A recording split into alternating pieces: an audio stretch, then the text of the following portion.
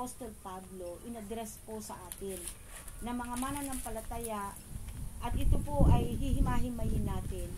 Ang sabi niya sa verse 6, ngunit sa may sapat na gulang sa pamumuhay espiritual, karunungan na ipinangangaral namin, subalit hindi karunungan ng sanlibutan na ito o ang mga tagapamahala sa ngayon na nakatakdang malipol.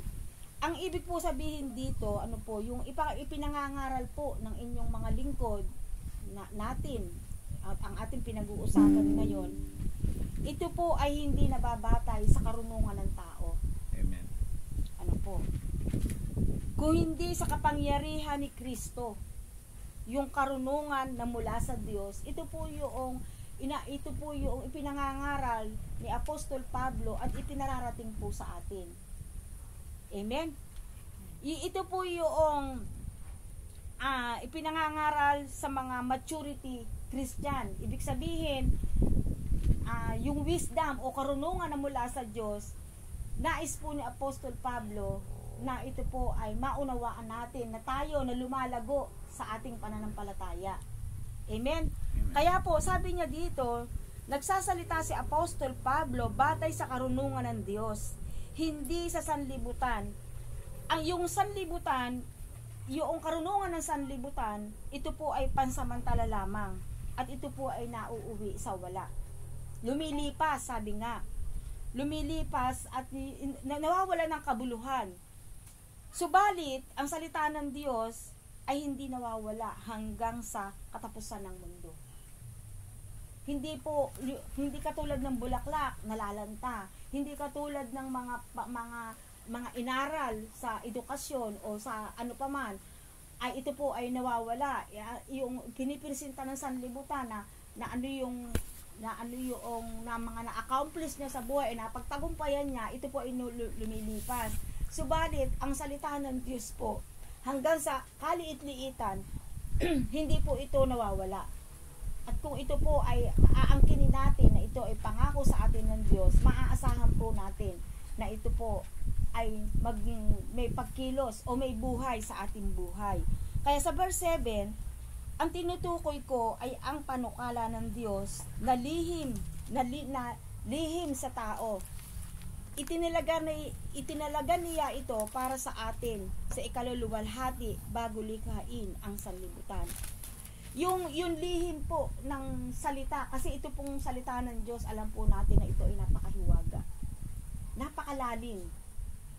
Subalit, kahit gaano to siya kahiwaga, kahit gaano to siya kalalim, ito po ay ipinaalam sa atin ng Diyos sa tulong ng banal na Espiritu. Tunay nga po na ito ay hindi madaling unawain o maunawaan, maliban sa ipagkaloob ng Diyos mula sa una kay Apostol Pablo at ngayon nga po sa atin. Maliban, sabi niya, kahit gaano ito kalalim, kahit gaano ito kahiwaga, pero pag niloob ng Diyos na ito'y maunawaan natin, walang imposible.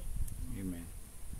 Ngayon, sabi niya, ang Diyos, bago pa nilikha ang sanlibutan o yung creation, lahat ng ito ay alam ng Diyos, pinlano ng Panginoon. Lahat nakaplano sa Panginoon niyaan. Nakaayos yan sa pagkakalikha ng Diyos. Bagamat ito yung maganda. Tayo nilikha ng Panginoon mula sa kanyang palad. Pero bagamat siya yung lumikha sa atin, hindi niya tayo ginawang robot. Hindi niya tayo sinakal. Hindi niya tayo hinawakan sa leeg na yung parang sa tao. Kapag ka ang tao nasa posisyon o nasa posisyon at nasa kanya yung authority, ito yung gawin mo, mandatory. Ito yung gawin mo, ito yung mo to, ilagay mo doon, ilagay mo dito. Ganyan ang tao. Pero ang Diyos, Ang kabutihan ng Panginoon, kahit siya yung lumikha sa atin, siya yung nakakaalam kung kailan tayo kukunin yung buhay natin. Kahit na siya yung nagpahiram sa atin, hindi niya tayo ginawang robot kung hindi binigyan niya tayo ng kalayaan. Kalayaan na piliin natin kung ano ang daan na ating tatahakin. Amen. Kaya sabi niya, para sa kaluwalhatian ng Diyos at pag-ibig ng Panginoon, ibig po sabihin ano po? Ang kapangyarihan po ng Diyos ay hindi na maitutumbas ito kahit saan pa mang bagay. Hindi nabibili, hindi natin kaya siyang sungulan. Ayun, ano po? Siya yung Diyos na makapangyarihan, siya yung Diyos na Diyos na ng kabanalan, ng katuwiran. Siya yung pinagmumulan ng lahat ng pangako, yung isinalansan niya yan, iniayos niya itong sanlibutan bago niya nilikha ang tao, ihinanda niya ang lahat. Ibig sabihin, wala siyang katulad talaga. Pwede natin niya ipagmalaki. Sabi nga, kung meron tayong ipagmamalaki, hindi yung napagtagumpayan natin sa buhay, hindi yung nagkaroon tayo ng mga ganito, nakapagpundar tayo ng ganito. Kung meron tayong nais na ipagmalaki at sasamahan tayo ng Panginoon, yun tayo po ay tinawag at pinili ng Panginoon. Amen. Amen. Kasi hindi lahat ng tinatawag ng Panginoon ay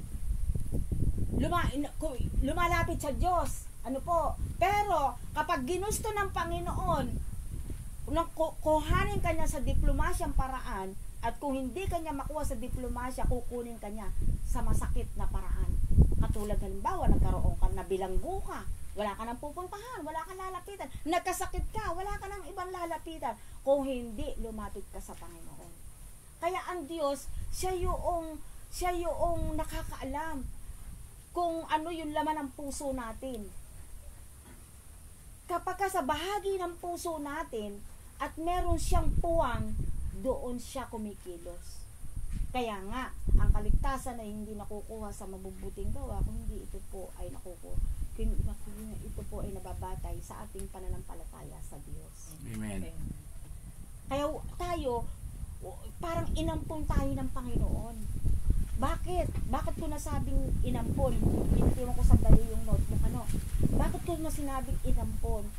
Alam ng Diyos na kung tayo ay magpapatuloy na lalakad sa sanlibutan, gaya ng ating paniniwala nang wala tayong tamang relasyon sa Diyos, alam niya kung ano ang ating kapupuntahan. Kapahamakan. Sabi nga, yung pride, isang bahagi ng kasalanan niya na akala natin wala tayong ginagawang kasalanan, pero pag pumasok na yung pride, ito po ay kasalanan. Pwedeng ito ang maghatid sa atin sa kapahamakan.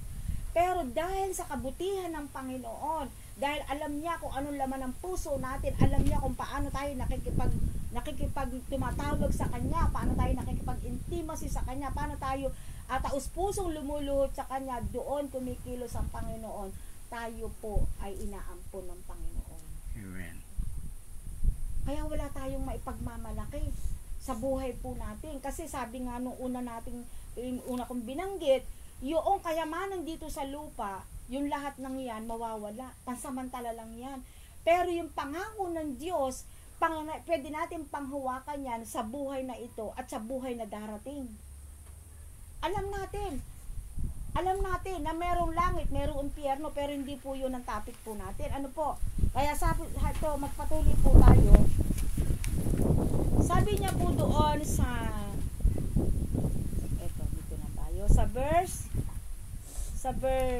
verse 8, sabi niya, isa man sa mga tagapamahala sa kapanahonang ito'y walang nakakaunawa sa panukalang iyon. Ibig sabihin po, kahit na siya ay presidente, kahit siya ay nanunungkulan,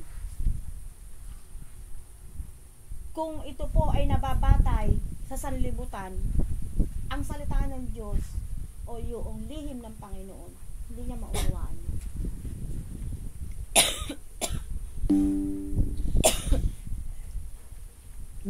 Dahil po, inumin ko nga ito, ako'y nasasabi. Kung nauunawaan ng pinakamatalinong tao, pinakadalubhasa, o siya yung nakaupo o nakaposisyon o yung mga saserdote na tinatawag doon sa banal na kasulatan, sana hindi nila pinako si Kristo.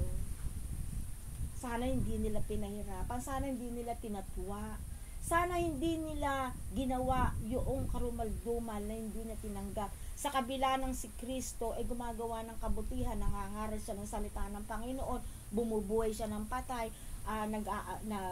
nagpapagaling siya ng may sakit, pero sa kabila noon, nang sinabi ni Kristo na ang Diyos, Ama at siya ay iisa, doon nagsimula. Inusig nila. Kasi hindi nga nila nauunawaan. Ito po yung sinasabi sa verse 8. Ngayon sa verse 9, sabi niya, ganito ang sinasabi ng kasulatan. Hindi pa nakikita ng mata, ni naririnig ng tainga, hindi pa rin sumasagi sa isip ng tao ang inihanda ng Diyos sa mga umiibig sa Kanya. Ito para sa atin po ito. Ano po? Hindi pa sumasagi sa akala natin, basta tayo tumanggap, tayo likal, akala natin, basta ganito lang. Akala natin nabubuhay tayo, kumakain, natutulog, at tayo ay may proteksyon ng Panginoon. Akala natin hanggang doon lang. Kasi nga, ang isip natin ay mayroong limitasyon. Pero sinasabi dito sa verse 9, hindi pa naririnig ng tainga natin, hindi pa nakikita ng ating mga mata kung ano ang inihahanda ng Panginoon para sa atin. Na tayo na umiibig sa Diyos, na tayo na nakipag-isa sa Panginoon. Yung pong ginagawa natin na ito na pagbabahagi ng salita ng Diyos, pakikinig, ito po ay pananampalataya na ito na ating hinahakbang.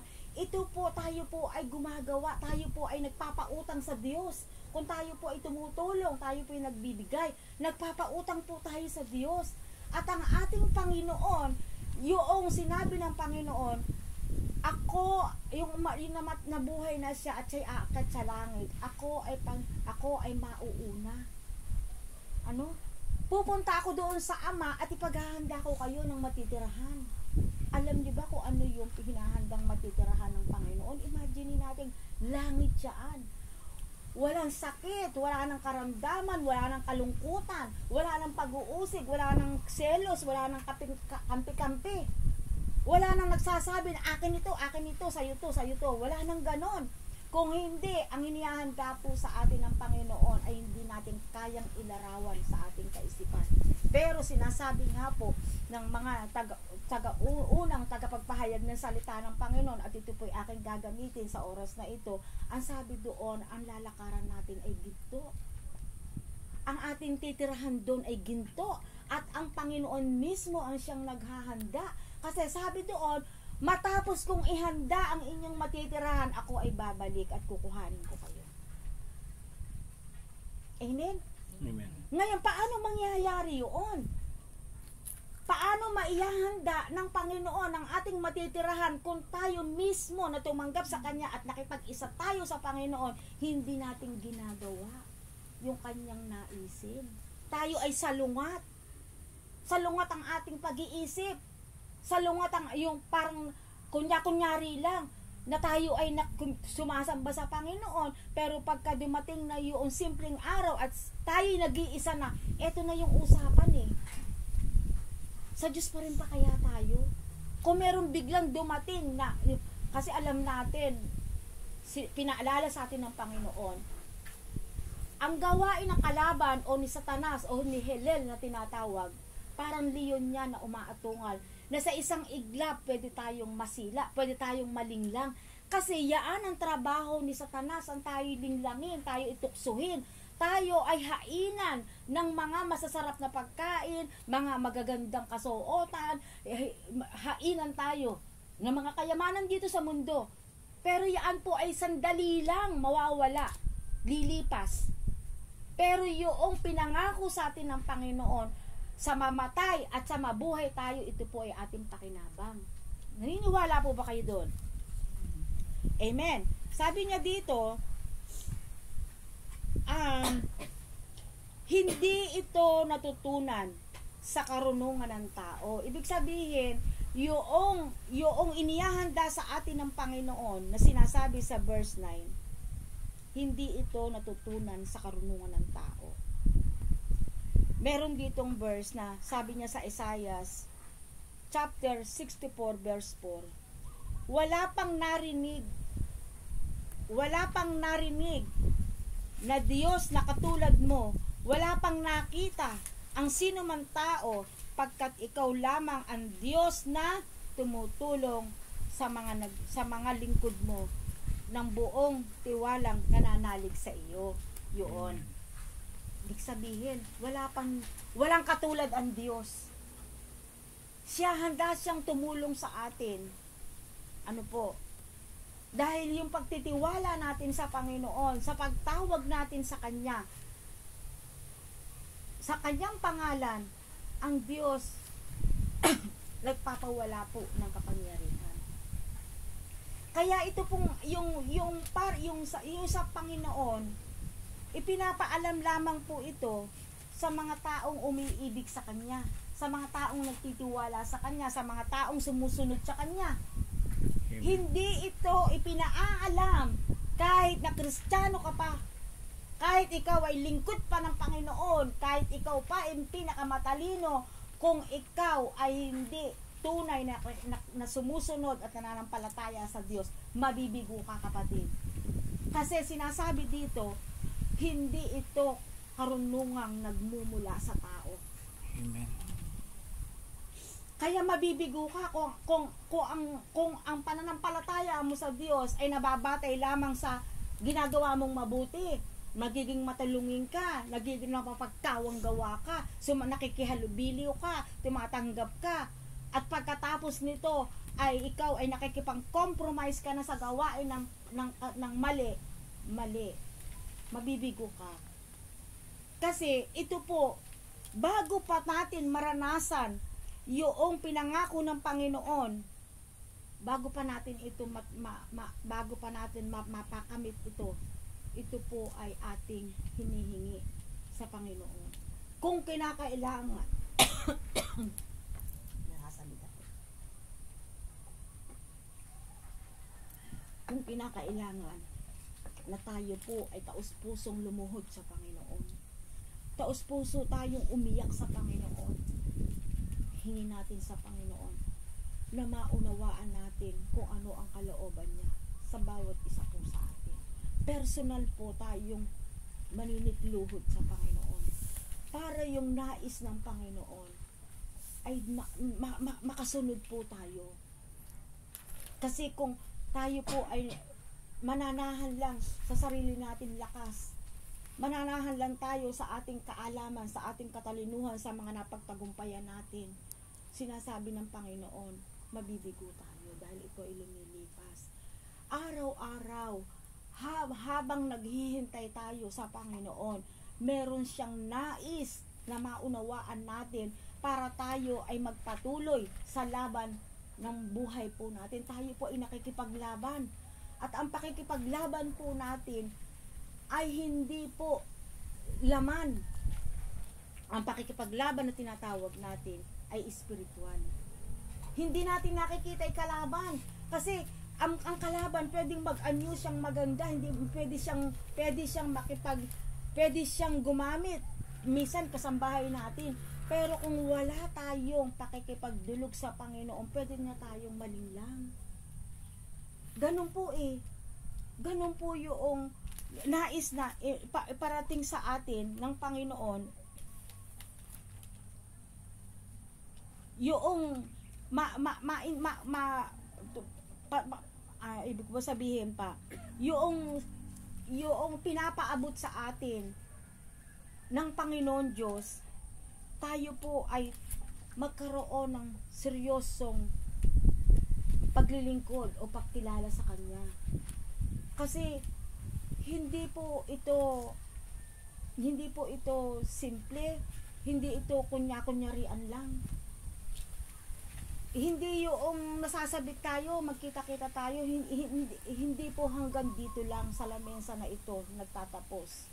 Kung hindi, meron pong mas pag nasain natin yung hinahanda ng Panginoon para sa atin. Yung kaluwalhatian ng Diyos. Yung makita po natin, yung nakalaan, may nakalaan sa bawat isa po sa atin na ang Diyos ang gumagawa at nananalangin. Siya yung nag-i-intercede doon sa pamamagitan ng ginagawa natin dito sa lupa. Amen? Kasi ang banal na espiritu po,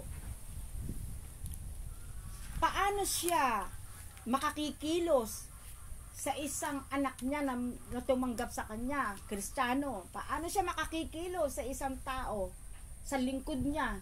Ang banal na espiritu, andyan siya, andito siya sa bawat puso natin. Pero, makakikilos lamang ang banal na espiritu at matutulungan lamang tayo, magagabayan lamang niya tayo kung tayo po ay hihingi sa kanya. At kung ang buhay po natin ay naaayon sa katuwiran ng Panginoon. Kasi halimbawa, gumamit tayo ng isang common na nangyayari ngayon. Gumamit po tayo. Pero wala po dito yon sa aking inaral. Halimbawa po, nakikiapid. Alam mo ba yung nakikiapid, nangangalo niya. Tapos ito nangangalo niya na ito, kumilala sa Panginoon. Nagsisimba. Palabigay, palatulong. Pero, ang banal na espiritu, paano siya kikilos kung ikaw ay namumuhay sa maruming pamumuhay? Kasi banal siya eh. Ang espiritu ng Diyos, nauunawaan niya ang pagka-Diyos. Ano po? Tayo, may espiritu tayo. Mauunawaan lamang natin ang espiritu ng Diyos kung tayo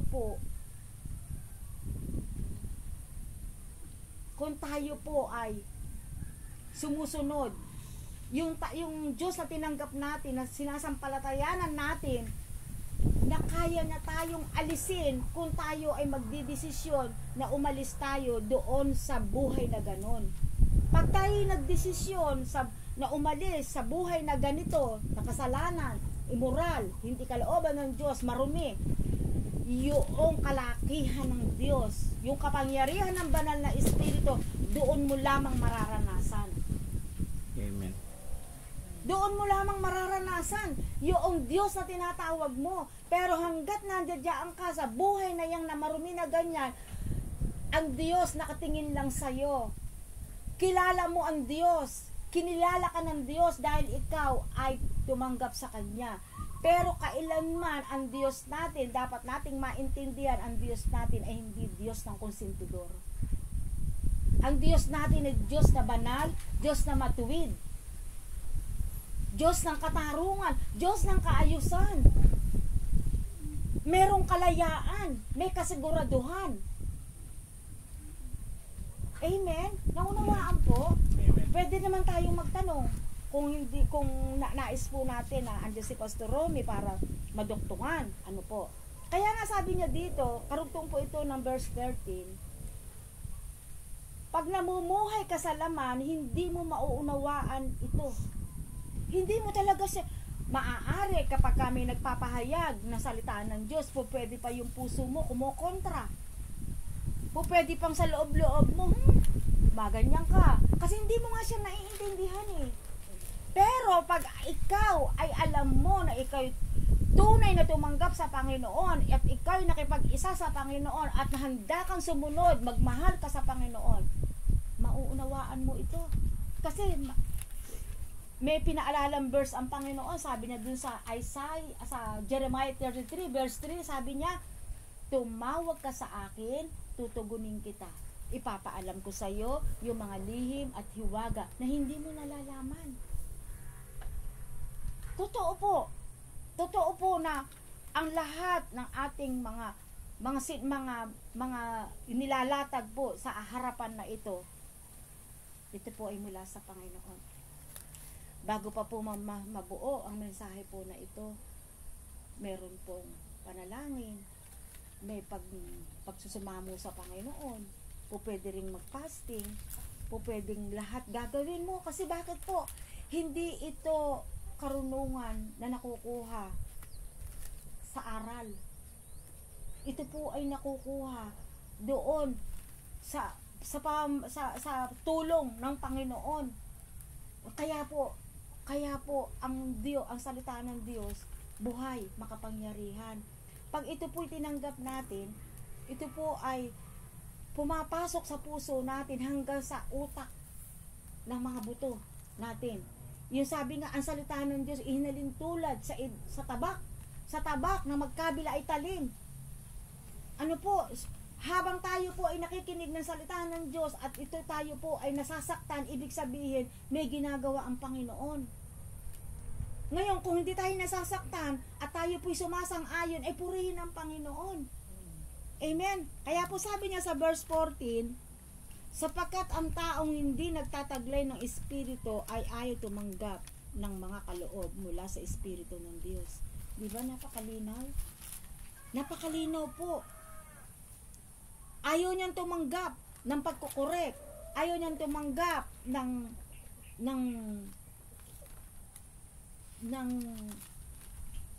mga mula sa Panginoon. Para sa kanila, ito malinaw po ito, sinasabi ito ng 1 Corinthians chapter 2 verse 14. Para sa mga tao na hindi kumikilala sa Panginoon, ang salita ng Diyos, ang mga pinapahayag ng ito ay kahangalan sa kanila. Kahangalan, ibig sabihin salungat. Sapagkat ang mga bagay na espiritual ay nauunawaan lamang sa paraang ng espiritual. Amen.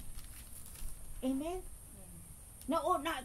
Nagkakaisa tayo, nauunawaan natin itong mga pinag-uusapan natin dahil ang Espiritu ng Diyos ay sumasa atin. Amen.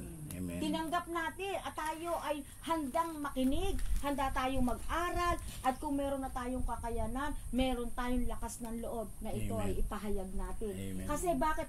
Alam mo kilala mo si Kristo, alam mo kung anong naranasan mo, alam mo kung paano mo siya na-encounter, at alam mo kung paano ka hinubog at tinuruan ng Panginoon. Amen. Kung wala kang karanasan, wala kang ipapahayag. Kahit basahin mo pa mga encyclopedia, ano ka pa dyan, hindi ito karunungan ng sanlibutan dahil ito ay karunungan ng Espiritu. Espiritong sumasa iyo at Espiritu na nakikipag-ugnay sa Panginoon. Kaya po sabi niya dito, sarado ang isip. Ang taong namumuhay sa laman. Sarado ang isip. Mga bagay na mula sa Diyos, ito ay kahangalan. Kahangalan sa kanila. Taliwas. Kontra. Pinagtatawanan nila yung mga may daladalang bilbia, yung mga may umaawit, magkumakanta, umiiyak sa Panginoon. Pinagtatawanan nila. Pwede pa nilang sabihin na sila ay nababaliw. Sila ay nasobrahan. Pero sa atin, ito po ay ating karangalan. Dahil yung lihim at tihiwaga ng Panginoon, ito po ay ating naunawaan. Amen. Sabi niya sa verse 15, nauunawaan ng taong nagtataglay ng Espiritu ang kahalagahan ng bawat bagay, ngunit walang nakauunawa sa Kanya. Ang sakit nauunawaan natin, nagtitiis tayo, nagtsatsaga tayo, nagsasakripisyo tayo kahit bumabagyo, kahit umaaraw. Pero ang taong hindi nagtataglay sa Kanya, ang banal na Espiritu, hindi tayo nauunawaan. Inuusig. Inaalipusta. Hindi walang pagkaunawa. Tinataguan, maraming dahilan kasi hindi nga niya naunawaan.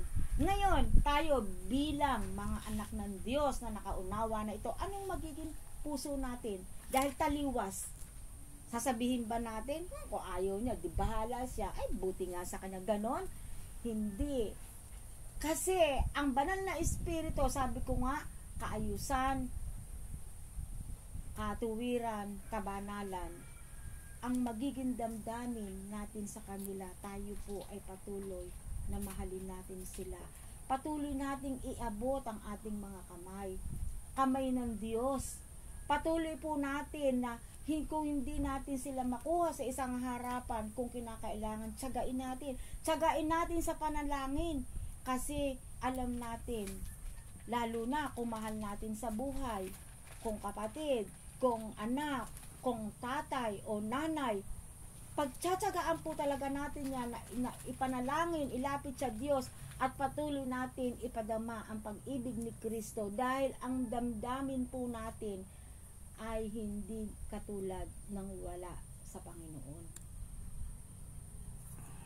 Kaya meron po tayong obligasyon, yung tinanggap natin na libre, na kaligtasan, libre din natin niyang ibibigay.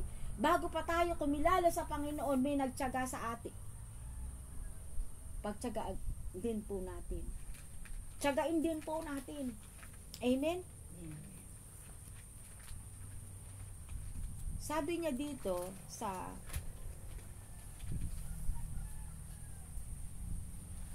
verse 16, ganito ang nasasaad sa kasulatan, sino ang nakakaalam ng pag-iisip ng Panginoon?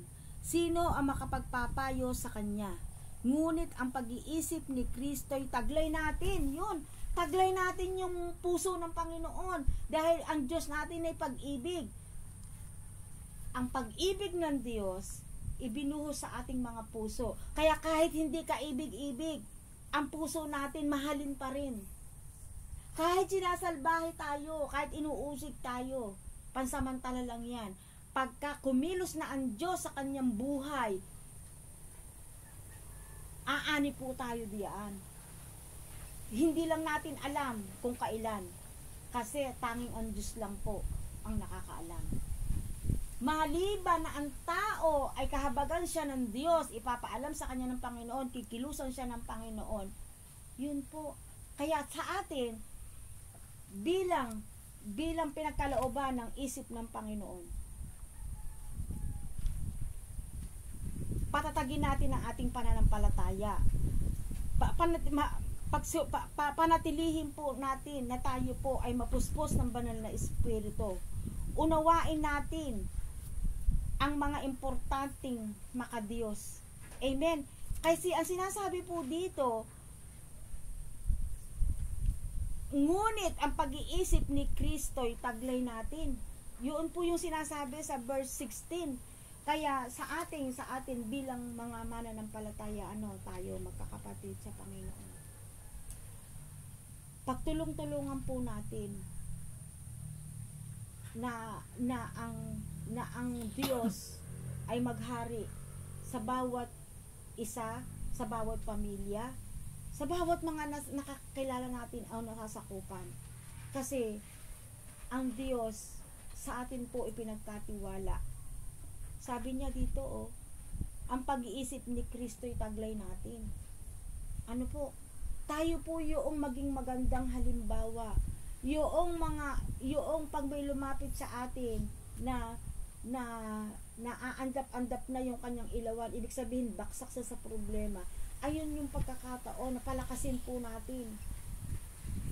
Sabi nga dito, unawain natin yung mga importanteng makadiyos. Humingi muna tayo ng tulong sa banal na Espiritu bago tayo magbigay ng payo. Kasi yung payo po natin, napakahalaga niyaan. Pakapakinggan po tayo, kasi alam nila na tayo po ay makadiyos. Papakinggan nila tayo dahil kaya sila pumupunta o lumalapit sa atin dahil alam nila, pag pumunta sila sa atin, nandoon yung pag-asa, nandoon yung magkapanibago sa kanila ng lakas. Ngayon, tayo po na pinagkatiwalaan ng Diyos, wag po nating angkinin yung glory. I-guide po natin sila na parang lumapit sa Diyos at magpuri sa Panginoon, at ang kaluwalhatian ng Diyos, yun po ang siyang maiangat. Hindi po tayo, dahil tayo po ay mga kasangkapan lamang ng Panginoon. Tayo po ay tagapangasiwa lamang.